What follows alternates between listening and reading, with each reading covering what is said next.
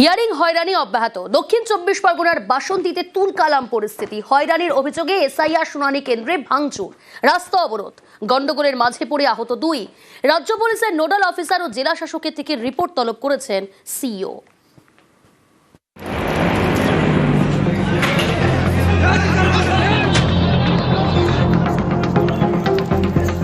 সোমবারের পর মঙ্গলবার পর দুদিন উত্তপ্ত দক্ষিণ 24 পরগনার বাসন্তী।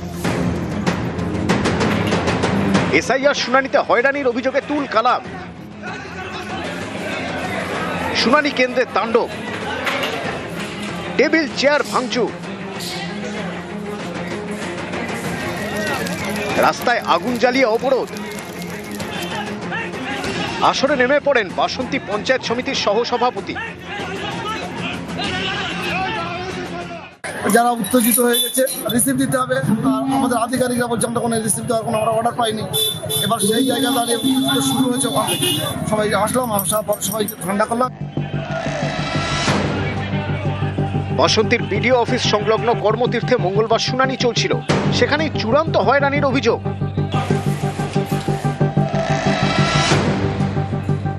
যারা কাগজপত্র জমা দিচ্ছে তারা পরিষ্কার বলছে যে আমরা যে কাগজটা জমা দিচ্ছি তার জন্য আমাদের একটা রিসিভ কপি দাও, সেটা তার কোনো সদুত্তর দিচ্ছে না। রিসিভ কপি না দেওয়ার কারণে ভাঙচুর।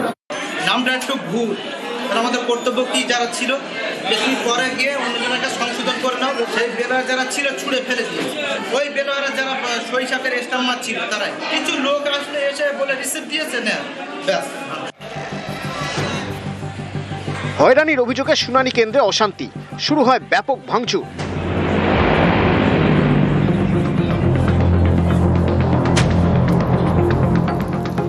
বাসন্তী গদখালি ও বাসন্তী ঝড়খালি রাস্তা অবরোধ করা হয়। গন্ডগোলের মাঝে পড়ে আহত হন একাধিক। অশান্তির জেরে ঘণ্টাখানেক বন্ধ থাকে শুনানি। বাসন্তীর ঘটনায় রিপোর্ট তলব করেছেন সিইও। রাজ্য পুলিশের নোডাল অফিসার ও দক্ষিণ 24 পরগনা জেলা শাসকের থেকে অশান্তির কারণ জানতে চেয়েছেন।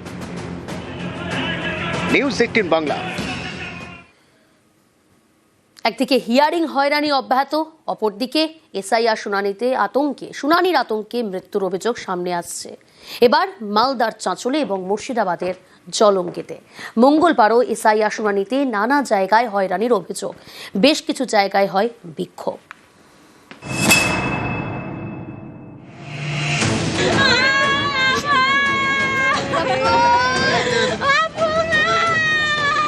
মালদার চাঁচলের বাসিন্দা জলিল আলী।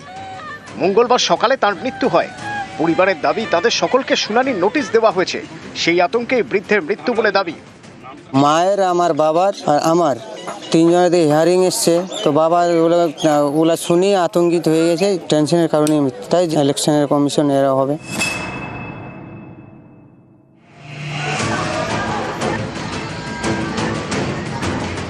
মুর্শিদাবাদের জলঙ্গির নওদাপাড়া এখানকার বাসিন্দা আকসার শেখ। মঙ্গলবার সকালে তার হার্ট অ্যাটাক হয়, হাসপাতালে নিয়ে যাওয়ার পথে মারা যান। পরিবারের দাবি 27 জানুয়ারি শুনানিতে ডাকা হয়েছে, সেই আতঙ্কেই মৃত্যু। আমার ছেলে হচ্ছে 4টি, সব ছেলেকে কাগজ উল্টো পাল্টা হয়ে গেছে। সম্পূর্ণ নিয়ে চলে গেছে, ভাই চলে গেছে। রাত দিন 24 ঘন্টা ভাই আমার চিন্তাতেই থাকতো। হ্যাঁ, নোটিশ পাওয়ার পর থেকে এইসব ঘটনা।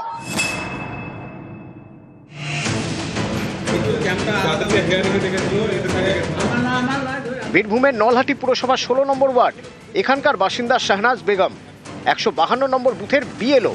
পরিবারের দাবি তিনি নার্ভের সমস্যায় ভুগছেন, তার উপর কাজের চাপ। এর ছেড়ে মঙ্গলবার কাজে বেরিয়ে অসুস্থ হয়ে পড়েন। নার্ভে পড়বে আসলে, আর সত্ত্বেও বিডিও সাহেবকে বারবার যাওয়া সত্ত্বেও চেঞ্জ করেন। তুমি ডেইলি 50 টাকা পাঠাইলে আসতে হবে না, এসে ওখানে চিৎকার করাতেই হবে।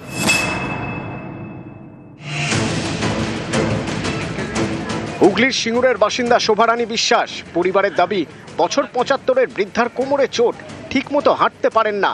তাকে এদিন শুনানিতে যেতে হয়, টোটোয় বসেই তার শুনানি হয়।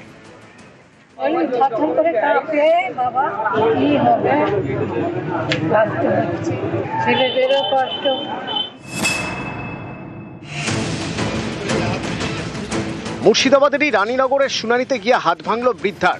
অভিযোগ, শুনানির লাইনে ধাক্কাধাক্কির জেরে পড়ে যান, তাতেই হাত ভাঙে। ধাক্কা লেগে পড়ে যাচ্ছি, হাত একবার দুমড়ে যাচ্ছে, মাজা তো লেগেছে।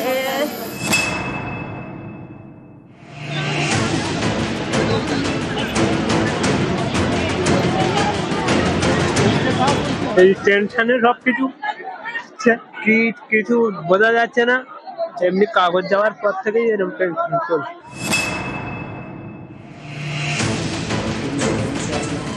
পশ্চিম মেদিনীপুরের পিংলার বাসিন্দা তপনকান্তি ভট্টাচার্য প্রাক্তন সেনাকর্মী, তাকেও যেতে হয়েছে শুনানিতে।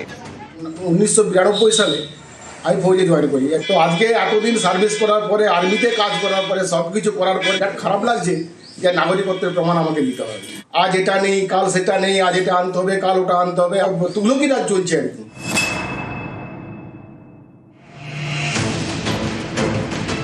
কাজল শেখ বীরভূম জেলা পরিষদের সভাধিপতি, তার মা সাকেদা বিবি, বয়স 90, তাকেও 24শে জানুয়ারি ডাকা হয়েছে শুনানিতে।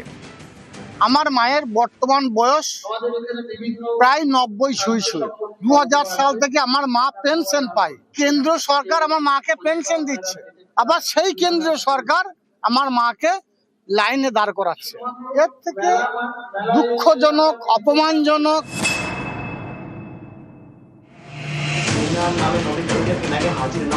আরামবাগের মায়াপুর পঞ্চায়েত এলাকার শেখ লপাড়া, স্থানীয়দের দাবি এখানকার প্রায় 350 জন শুনানির নোটিশ পেয়েছেন।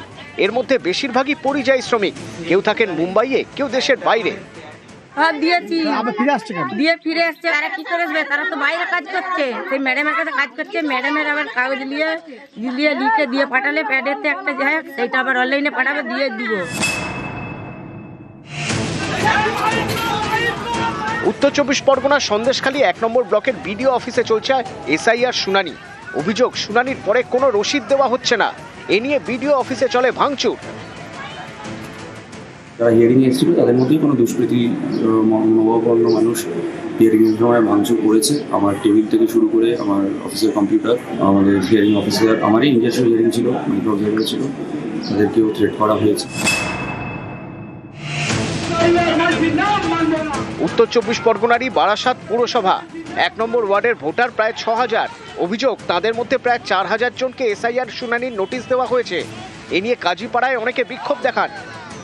স্যার আমরা চাই, কিন্তু এই সুশৃঙ্খলভাবে, কিন্তু এখন দেখা যাচ্ছে মোস্ট অফ দ্য মানুষকেই আমরা এর বিরুদ্ধে আন্দোলন শুরু করেছি। বৃহত্তর আন্দোলনে আমাদের যেতে হলে আমরা নিশ্চয়ই যাব।